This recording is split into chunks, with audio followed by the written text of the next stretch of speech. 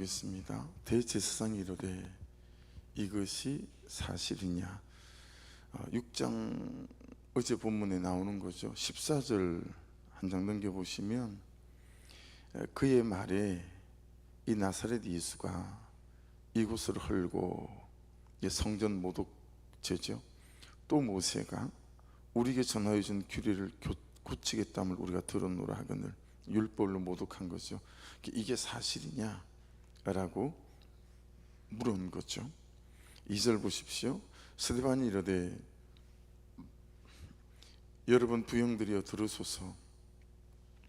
우리 조상 아브라함이 하란에 있기 전 메소포타미아에 있을 때에 영광의 하나님이 그에게 보여.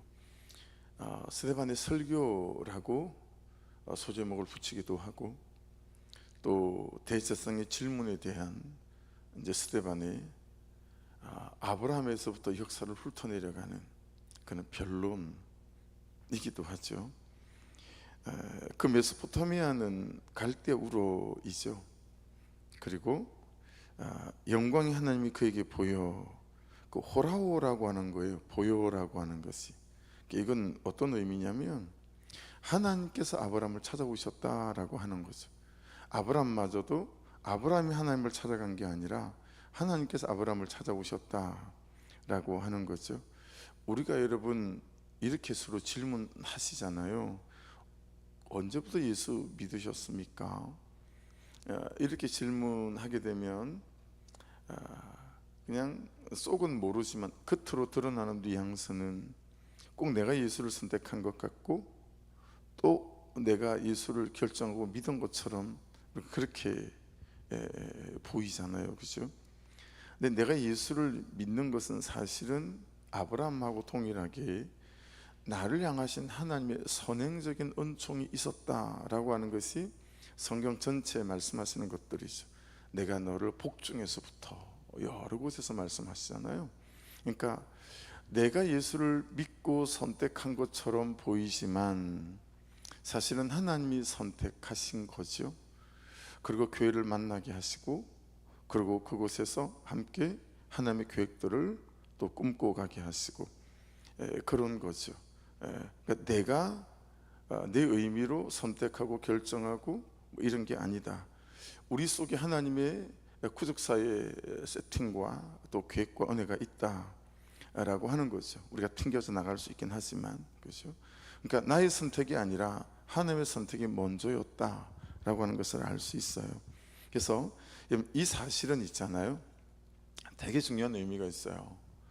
이제 현실과의 싸움, 또 사단과의 싸움, 그리고 나 자신과의 싸움에서 이게 얼마나 놀라운 무기가 될 수 있는지 모른다라고 하는 거죠. 여러분 영화 대사를 우리가 보면 글쎄 이런 대사가 굉장히 자주 등장하는 것 같아요. 너 내가 누군 줄 아니? 뭐 이런 대사 있잖아요. 너 내가 누군지 알아?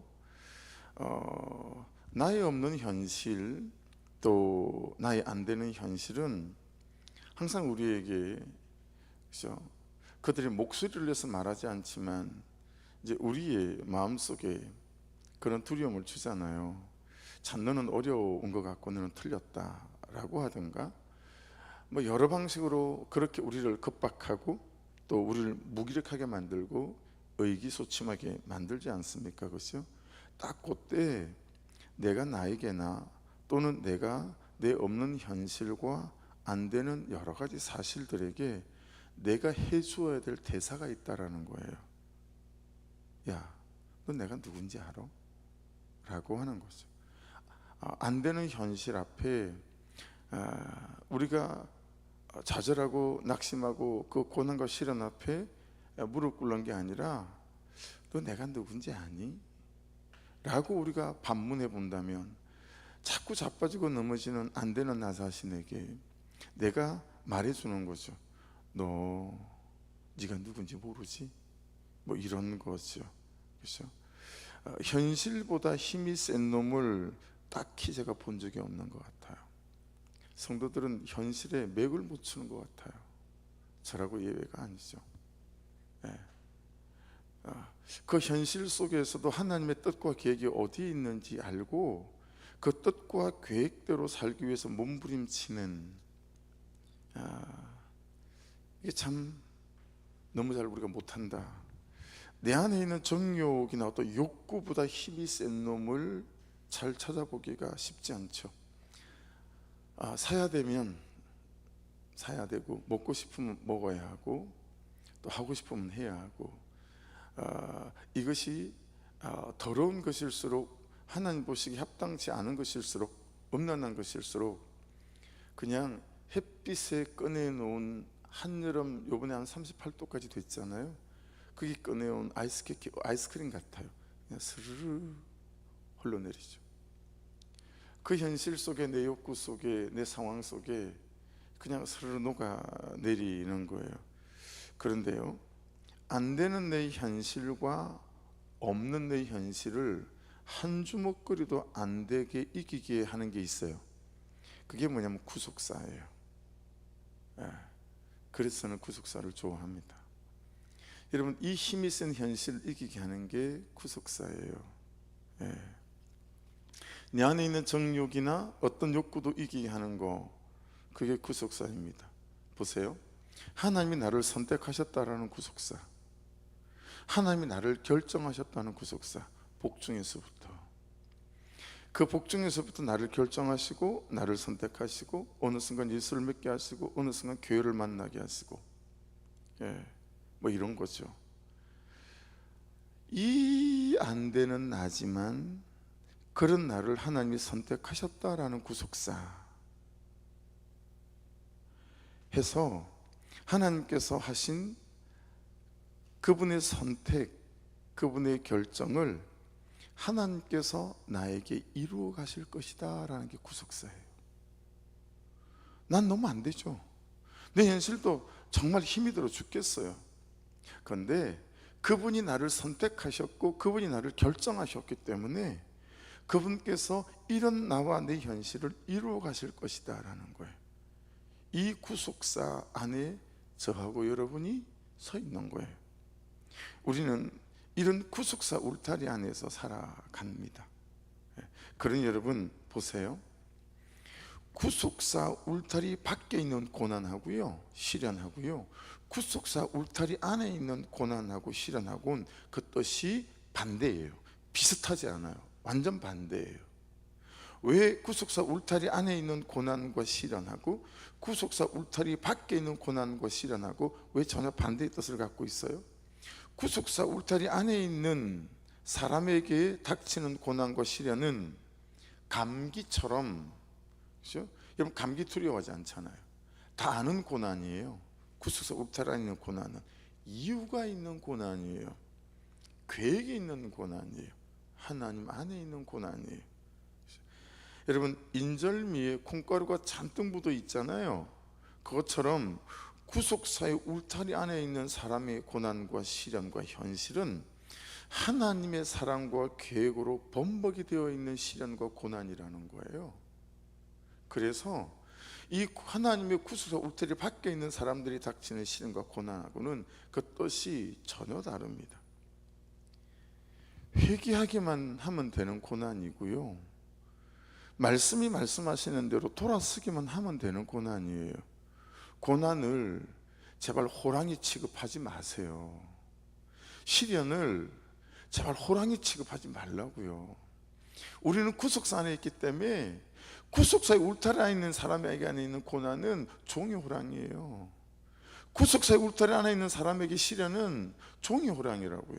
근데 우리는 구속사 울타리 밖에 있는 사람들처럼 이 고난과 이 시련을 살아있는 호랑이 취급을 해버리는 거예요. 이길 수 없는 것처럼, 꼼짝할 수 없는 것처럼, 뚫고 나갈 수 없는 것처럼 그렇게 생각하는 거예요. 해서 이 안 되는 나의 현실과 없는 내 현실은 나의 구원을 이루어가는 단지 과정일 뿐이다 라고 하는 거죠. 자꾸 겁을 주는 현실을 불러 세우는 거죠. 자꾸 넌 아무것도 못해, 내가 작정하고 맘만 먹으면 넌 언제든지 내 마음대로 조정할 수 있어라고 말하는 욕구, 그런 정욕들에게 불러 세우는 거야. 야, 현실 일로 와봐봐. 욕구너도 일로 와봐봐. 잘 새겨들어. 나는 하나님의 선택이고 하나님의 결정이야 라고 하는 거죠. 그러니까 여러분, 우리 자녀들을 키워가면서도 너무 애달고 막 이리 되면 어쩌나 저리 되면 어쩌나 그럴 거 없어요. 여러분이 예수 믿어 하나님의 자녀가 된 것처럼 그들도 복중에서부터, 그렇죠? 그리고 여러분들로 인해서 그들 또한 예수를 알게 되고 믿게 되고 하나님의 결정과 선택 안에 있는 거죠. 그러니 그들이 말씀 안에서 살아갈 수 있는 이 방편과 길을, 그래서 여러분 그런 거죠. 그런 거죠. 양육 받을 때 제가 제일 첫 번째 만났던 집사님이 지금은 우리들께 장로님이 되셨어요. 그 여자 집사님이. 근데 그분이 그러셨어요. 목사님, 만일에 아들이 서울대 법대를 합격했다 그러면 집이 저 대전이라도 오시겠어요? 안 오시겠어요? 저한테 그렇게 물었어요. 가죠. 보낸다 이거예요. 거기서라도 그냥 뭐 전철을 못 태우고 버스를 못 태우면 택시라도 태워서 보내지 않으시겠어요? 이사라도 오지 않으시겠어요? 그래서 제가 그러죠. 당연히 그러겠죠. 그런 거였죠. 그러니까 여러분 참 우리의 붙잡고 있는 복음과 구속사와 교회가 그것보다 못한 거죠. 그러니까 참 다른 게 없는 것 같아요. 제가 말씀을 잘 따라가는 것보다 중요한 게 없고 우리의 자녀들이 말씀을 잘 따라가는 것보다 중요한 게 없고, 여러분 이렇게 수년을 애를 써도 안 되잖아요 우리가. 근데 우리의 자녀들이 그런 환경과 그런 상황 가운데서 신앙생활을 하기가 거의 어렵잖아요. 그죠? 학원과 학교에 다 붙잡혀가지고, 그리고 우리의 집착에 붙잡혀가지고, 그죠? 근데 진짜 잘 키우는 자녀는 딱 그건 것 같아요. 그냥 매일 큐티하고 말씀하고 그 안에서 주의 뜻을 알아가고 찾아가고, 이것보다 더한 부모로서의 자녀들에게 해줄 수 있는 선물이 또 역할이 있을까? 그런 것들을 깨달을 때가 참 많이 있습니다. 그래서 여러분, 우리는 예수 그리스도를 구주와 주님으로 믿는 사람, 우리는 구원받기 위해 사는 사람이 아닙니다. 이거 잘 예리하게 들어야 되죠. 구원받았기에 하나님이 주신 그 구원을 이루고 그 구원을 누리기 위해서 사는 사람이라는 거예요. 그러기 위해 항상 말씀은 이렇게 말씀하세요. 자, 3절 같이 읽어볼게요. 이르시되 내 고향과 친척을 떠나 내가 내게 보일 땅으로 가라 하시니, 하나님께서 아브라함에게 말씀하신 거죠. 여러분, 아브라함이요 10년 동안 재정저축 정기적금을 열심히 털었어요. 목돈이 마련됐어요. 이제 10년이 돼서, 야 이제 우리 좋은 데 가서 살자. 그리고 이사한 게 아니잖아요, 그렇죠? 본토와 친척과 아비집을 떠나야 하는 것은 장소의 이동이 아닙니다. 오늘을 살아가는 우리에게는 태도가 이사를 가는 거예요. 말이 이사를 가는 거죠. 내 살아가는 삶의 방식과 방향이 이사를 가는 거죠. 이제까지 내가 살아온 대로 살아가지 않는 것입니다. 그래서 여러분, 창세기 12장 4절은 외울 만한 말씀이에요. 들어보세요. 이에 아브라함이 여호와의 말씀을 따라갔고, 여러분, 아브라함이 기도하다 따라간 게 아니에요. 여호와의 말씀을 따라갔어요. 하나님 말씀하셨어요. 말씀을 따라갔고, 롯도 그와 함께 갔으며 아브라함이 하란을 떠날 때 75세였더라. 여러분, 자, 저를 보세요. 이게 좀 예민한 부분이고 예리한 부분이라 잘 알아들어야 돼서, 기도를 따라가는 사람들은 결정적인 오류를 저지르는 경우가 10번에 9번이에요. 기도를 따라가는 사람들은 결정적인 오류를 저지를 때가 굉장히 많이 있어요. 보세요. 자기 주관, 자기 견해, 자기 느낌, 자기 경험, 자기가 가고 싶은 방향이 있어요. 자기가 하고 싶은 마음이라고 하는 이 범벅이 된 그릇 안에서 하나님의 뜻과 하나님의 생각을 구별해내기란 하늘의 별따기처럼 어려울 때가 많습니다. 왜냐하면 자기가 하고 싶은 대로 기울어져요. 자기가 가고 싶은 대로 기울어지고 자기 느낌과 경험으로 기울어져 가죠. 우리 성결교회는 웨슬레 목사님의 신학적 견해를 따르고 있습니다. 장로교가 칼빈의 신학적 견해를 따르고 있는 것처럼. 근데 요즘은 요즘 젊은 우리 같은 목사들에게는 신학교에서 칼빈 주석 다 읽고 그러기 때문에요, 요즘은 이게 경계가 거의 많이 허물어졌어요. 그렇긴 하지만 내일은 웨슬리 목사님이요, 너무 똑똑한 분이셨어요. 19살에 교수가 되고 막 이런 분이거든요. 근데 이분이 선교에 대한 마음이 있었어요. 그래서 미국에 가서 인디안들을 전도하는, 선교하는 선교사를 옥스퍼드 대학을 다니다가 이제 가요. 젊은 날에 옥스퍼드 교수를 하다가. 근데 일순간 웨슬리 목사님 주변의 모든 사람들이 웨슬리 목사님을 떠났어요. 왜 그랬냐면 이제 결혼할 자매가 생겼어. 교제하는 자매가 생겼는데 이 한 자매와 결혼해야 되느냐 말아야 되느냐 어떻게 결정을 했냐면 막대기를 세워놓고요, 오른쪽으로 넘어지면 결혼을 하는 거고 왼쪽을 넘어지면 결혼을 안 하는 거였어요. 근데 여러분, 이 막대기가 결혼을 안 하는 오른쪽으로 자빠지는 거예요. 모든 사람이 또 사람을 결혼할 줄 알았고 또 너무 좋아 보이고 딱 좋겠다. 근데 하나님의 말씀이 아니라 그냥 자기의 그 알량한 기도, 그걸 통해서 그냥 오른쪽으로 넘어지면 결혼을 안 하겠다라고 하는 이 비상식적이고 비성경적인 결정들을 통해서요, 야, 내가 너를 오해했나 봐. 그리고 이 웨슬리 목사님과 교제를 다 끊기 시작했다라고 하는 거죠. 그리고 인디언 선교도 실패해요. 그리고 돌아오다가 그냥 배가 뒤집어질 것 같은 폭풍 속에, 두려움 속에서 이제 난 죽었구나 하고 있는데 어디선가 막 찬송 소리가 들리는 거예요. 그리고 배 선창으로 나갔더니 모라비안이라고 하는 그는 이제 그 당대에 청교도하고는 약간 좀 결이 다른 그런 사람들이 그 폭풍 치는 그 언제라도 그냥 뒤집어져도 될 만한 그 배 위에서 예배하고 있는 모습을 보면서 너무 충격을 받아요. 그리고 영국으로 돌아와서 로마서 이 말씀을 읽을 때 회심을 하죠.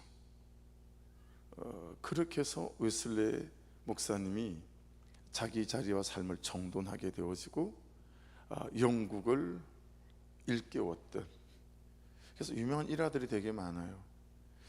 웨슬리 목사님이 돌아가시고 100년이 지났는데 100년이 지난 쯤에 한 사람이 어떤 마을에 여행을 가서 너무너무 술이 먹고 싶은데 술이 없는 거예요. 그래서 동네에 술을 파는 가게가 없는 거예요. 그래서 밭을 가고 있는 농부한테, 아니 여기 술 파는 가게가 어딨냐고 그랬더니 여러분, 100년이 지난 그냥 농부가 그 사람에게 쉬 이러더래요. 그러면서 여기 웨슬레 목사님이 지나간 동네라고, 이틀 집회하고. 여러분, 100년 전에 웨슬레 목사님이 이틀 집회하고 지나간 동네인데 그 마을에 술을 팔지 않는 거예요. 여러분, 복음의 권세와 능력은 복음을 붙잡고 말씀을 붙잡는 사람들에게는 우리가 생각할 수 없는 권세와 능력이 있는 것 같아요. 제가 신학교 때 이 책을 읽고 참 너무 충격을 받았던 것 같아요. 여러분, 너무 많은 대가를 지불해야 하는 현실을 거슬러 올라가는 하나님의 뜻을 분별해내는 것은 불가능에 가까워요. 안 그래요? 너무 많은 대가를 지불해야 되는 이 현실을 거슬러 올라가는 이 하나님의 뜻을 분별해내는 것은 불가능에 가깝다고요. 하나님 그분의 뜻은 정말 여러분 너무 많은 대가를 지불하며 우리를 거슬러 올라가게 만들어요. 100사람과 1000사람과 10,000사람을 만나도 다 내 결정이 잘못됐다고 그래요. 신학을 결정하겠다고 그러니까 전부 다 미쳤냐라고 그랬어요. 지금도 우리 둘째 형님은 저와 거의 의절하다시피, 명절 때 저를 만나잖아요. 얼굴을 안 쳐다봅니다. 말을 한마디 시키질 않아요. 지금도 제가 지금 26세 시작했으니 여러분 50대 중반이 됐으면 얼마나 많은 세월이 지났습니까? 그런데도 지금도 의절했다시피 제 얼굴을 마주하고 말 한마디를 물어보지 않아요. 가족이 저를 그렇게 대한다고요. 얼마나 여러분 말씀의 뜻대로 살아가야 된다라고 하는 것은 여러분 얼마나 많은 대가를 지불해야 되는지 몰라요. 그런데 거기서 말씀이 아닌 다른 것으로 하나님의 뜻을 구별해낸다? 불가능에 가까워요. 어려운 얘기예요. 우리는 주신 금을 사용하지 않고 금을 만드는 것과 같습니다. 금을 만들어서 사용하겠다라는 거예요. 아니요, 주신 금을 사용하시면 돼요. 그게 뭐예요? 말씀이에요. 그래서 여러분 성경에서는 말씀을 정금이라고 말씀하시잖아요. 그렇죠? 여러분 가능하다면 우리 언어가 이렇게 바뀌는 게 좋을 것 같아요. 기도해 보세요 라기보다 말씀을 보세요 라고 하는 게 좀 더 쉽습니다. 그리고 확실합니다. 분명합니다. 기도는 하나님의 뜻을 아는 것이라기보다 하나님의 뜻인 말씀을 통해 하나님의 음성을 잘 들을 수 있도록 우리에게 주신 은혜입니다. 기도는 말씀이 들리기 위해 들린 말씀대로 살아가기 위해서 하나님으로부터 은혜와 능력을 공급받는 하나님의 은혜라고 할 수 있겠죠. 그래서 여러분 4절을 보십시오. 아브라함이 갈대아 사람의 땅을 떠나 하란에 거하다가 그의 아버지가 죽음에 하나님이 그를 거기서 너희 지금 사는 이 땅으로 옮기셨느니라. 여러분 아브라함이 살았던 동네 이름 아시죠? 갈대아 우르라고 하잖아요. 그죠? 달을 숭배하는 도시였어요. 달을 신으로 숭배하는 도시였는데 아브라함의 아버지 데라는 이 달실을 만드는 최고의 기술자로 알려져 있습니다. 의미가 있지 않습니까? 다른 데로 가나안 땅으로 가기 전에 그런 아버지 데라가 죽은 다음에 하나님이 그를 거기서 너희 지금 사는 이 땅으로 옮기셨느니라. 이 과정과 이 여정에서 이 고난과 현실에서 죽을 것이 죽어야 그 다음이 우리에게 시작될 수 있다 라고 하는 것을 깨달을 수 있습니다. 제가 죽어야 될 게 뭘까? 여러분이 죽어야 될 게 뭘까? 적용해 볼 수 있겠죠. 그죠? 그러니 여러분 지금의 고난과 시련과 실패와 현실과 안됨, 모자람, 없음은 나의 죽어야 될 것들이 죽어야 하는, 그러니까 여러분 보세요. 뒤에서 보면 그게 은혜인 거예요. 앞에서 보면 시련이고 고난이고 막 이런 건데 뒤에서 쳐다보니까 그게 은혜다라고 하는 거죠. 앞에서 보는 것과 뒤에서 보는 것이 전혀 다른 거죠. 5절 보십시오. 그러나 여기서 발붙일 만한 땅도 유업으로 주지 아니하시고 다만 이 땅을 아직 자식도 없는 그와 그의 후손에게 소유로 주신다고 약속하셨으며, 보세요. 여기서 발붙일 만한 땅도 유업으로 주지 아니하시고, 우리 지금이 그럴 수 있어요. 아브라함도 그랬어요. 말씀을 따라가고 있는데 지금의 내 현실은 시련과 고난과 어려움뿐인 거예요. 발붙일 만한 유업을 주지 아니하시는 거예요. 그렇죠? 그리고 뭐라고 말씀하십니까? 다만 이 땅을 아직 자식도 없는 그와 그의 후손에게 소유로 주신다고 약속하셨으며, 이건 100세가 다 되도록 자식 한 명이 없는 이 아브라함에게 맨날 하나님이 하신다는 말씀이 뻑하면 오밤중에 찾아오셔가지고 잠자는 사람 불러내셔서는, 야 아브라함, 하늘의 묵별을 보거라. 묵별처럼 네 아들이 네 자손이 많아질 거야. 뻑하면 해변가로 가셔서, 야 해변의 모래를 봐라. 해변의 모래처럼 네 자손이 많아질 거야. 그런다는 거죠. 여러분 우리가 그럴 수 있지 않겠어요? 지금 너무 힘들고 어려워요. 근데 하나님이 계속 말씀으로 우리에게 뭐라고 말씀하세요? 야 묵별을 봐라, 바닷가의 모래를 봐라, 이러는 거죠. 그렇게 약속을 주시는 거죠. 그렇죠? 그리고 6절을 또 보세요. 하나님이 또 이같이 말씀하시되, 계속 말씀하세요. 그 후손이 다른 땅에서 나그네가 되리니 그 땅 사람들이 종으로 삼아 400년 동안을 괴롭게 하리라 하시고, 지금의 우리의 삶이 해석되지 않습니까? 그렇죠? 그 땅 사람들이 400년 동안 괴롭게 하는데 고센 땅에 그냥 들어갔습니까? 72명의 요셉의, 야곱의 가족들이 하나님이 요셉을 팔리게 하시고, 그리고 30세에 총리가 되게 하시고 72명이 들어와서 고센 땅에 살고, 그리고 400년 동안 이렇게 있는 그 모든 기간과 어간, 그렇죠? 어쩌면 저와 여러분들이, 여러분 지금의 그 400년일 수 있어요. 괴로움을 당하는 400년, 현실적으로 너무 없고 부족하고 모자라고 고통당하는 400년. 근데 여러분 그 400년 동안 72명이 어떻게 되어지죠? 200만에 가까운 민족이 되어지죠. 그리고 하나님의 때에 출애굽할 수 있도록 모세를 태어나게 만드시고, 그리고 모세를 40년 동안은 궁 안에서, 40년 동안은 광야에서 잘 훈련하신 다음에 그를 통해서 이제 준비된 이스라엘 백성들을 가나안 땅으로 인도해서 끌어내지 않습니까? 그죠? 그러니까 지금은 여러분과 제가 각각 다 다를 수 있어요. 어떤 사람은 애굽으로 막 들어가는 사람이 있을 수 있고, 어떤 사람은 400년 중에 200년쯤일 사람도 있고, 어떤 사람은 400년이 다 찬 사람일 수도 있고, 어떤 사람은 출애굽을 막 시작한 사람일 수도 있고, 어떤 사람들은 홍해를 건너기 직전이고, 어떤 사람은 홍해를 막 건넜고, 그렇죠? 어떤 사람은 가데스 바네 앞에서 저길 들어가야 되나 말아야 되나 의심하며 우리 정탐꾼 좀 보내보십시다 그러고 있는 사람일 수도 있고, 우리는 다 처지와 형편과 하나님의 경륜 안에서 우리의 때가 다 다를 수 있어요. 근데 분명한 건 뭐냐면 우리는 하나님의 구속사 안에서 하나님의 선택이고 하나님의 결정이다 라고 하는 거죠. 그렇게 하나님 우리를 이끄시고 있다 라고 하는 확신인 것입니다. 그래서 이 지금은, 보세요 여러분, 이 지금이라는 현실은, 이 상황은 충분한 이 다음을 위한 꼭 있어야 될 지금이다라는 거예요. 구속산에 있는 사람은 이걸 절대로 놓지 말아야 합니다. 이 지금은, 이 반갑지 않은 지금, 이 달갑지 않은 지금은 충분한 이 다음을 위한 꼭 있어야 할 지금이다. 그 구속사의 울타리 안에서 나는 이 고난과 시련 중에 있다라고 믿는다면 여러분 한번 버텨볼 만하지 않습니까? 한번 견뎌볼 만하고 한번 싸워볼 만하지 않겠습니까? 그죠? 그래서 여러분, 나의 지금을 하나님이 어떻게 하신답니까? 7절 또 이르시되 종 삼는 나라를 내가 심판하라니, 결국에는 애굽을 심판하시겠다 그러죠. 나의 현실과 나의 고난을 심판하시겠대요.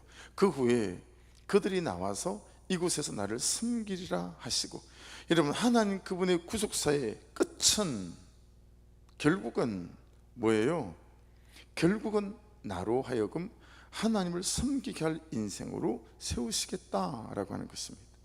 이 섬기리라, 라티루라고 하는 단어, 하나님의 결정을 말하는 거예요. 여러분과 저를 하나님을 섬기게 하실 하나님의 결정 속에 우리를 결국은 서게 하실 줄로 믿습니다. 그죠? 그 구속사의 결정과 선택 안에서 우리가 지금 이 걸음을 걸어가고 있다라고 하는 거죠. 그래서 여러분 어떻게 하세요? 8절 보세요. 할례의 언약을 아브라함에게 주셨더니 그가 이삭을 낳아 8해 만에 할례를 행하고 이삭이 야곱을, 야곱이 우리 12son을 낳으니라. 자, 이 할례를 오늘날 우리는 뭘로 받았어요? 세례로 받았어요. 그렇죠? 우리는 이 세례로 아브라함의 할례가 나의 할례가 되어졌어요. 그분의 언약의 백성이 되어진 거죠. 자, 근데 언약의 백성인데 뭐가 있어요? 9절 여러 조상이 요셉을 시기하여 애굽에 팔았더니 하나님이 그와 함께 계셔. 자, 여러분 팔았는데 하나님 함께 계신대요. 구속사예요. 그렇죠? 팔았는데 왜 팔리게 하시나? 왜 이러시나? 근데 하나님께서 함께 하시면서 그 구속사를 이루어 가시는 거니까. 네. 여러분 팔려가든 잡혀가든 어떻든 우리에게 중요하고 우리에게 있어야 될 것이 하나님이 우리와 함께 하신다라고 하는 이 명백한 이 사실과 이 믿음 아니겠어요? 그렇죠? 그리고 10절 보세요. 그 모든 환난에서 건져내사 애굽 왕 바로 앞에서 은총과 지혜를 주시매. 아멘. 여러분의 현실과 상황과 고난 앞에 은총과 지혜를 주시기를 주의 이름으로 축복합니다. 바로가 그를 애국과 자기 온 집의 통치자로 세웠느니라. 요셉에 대한 얘기죠. 그죠? 결국은 술 맡던 관원장을 만나게 하시고, 그죠? 그를 통해서 이제 바로 왕 앞에 소개받게 하시고, 그리고 그 난제를 해결함을 통해서 여러분 온 애굽의 통치자가 되어집니다. 국무총리로. 그렇죠? 자, 그러면서 이제 11절, 그때 애굽과 가나안 온 땅에 흉년이 들어 큰 혼란이 있을세. 우리 조상들이 양식이 없는지라. 야곱이 애굽에 곡식이 있다는 말을 듣고 먼저 우리 조상들을 보내고 또 재차 보내며 요셉이 자기 형제들이 알려지게 되고 또 요셉의 친족이 바로에게 드러나게 되니라. 요셉이 사람을 보내어 그의 아버지 야곱과 온 친족 75사람을 청하였더니 야곱이 애굽으로 내려와 자기와 우리 조상들이 거기서 죽고 세겜으로 옮겨져 아브라함이 세겔 함몰의 자손 은으로 값주고 산 무덤에 장사되니라. 여러분, 이 한편 안에 오늘 이 7장 1절로 16절 안에 정말 얼마나 온전한 구속사의 복음이 녹아 있는지. 그래서 여러분, 저와 여러분은 하나님의 선택이고 하나님의 결정인 줄로 믿습니다. 정말 아브라함이 말씀을 따라갔던 것처럼. 다시 한번 12장 4절을 읽을까요? 그리고 기도하십시다.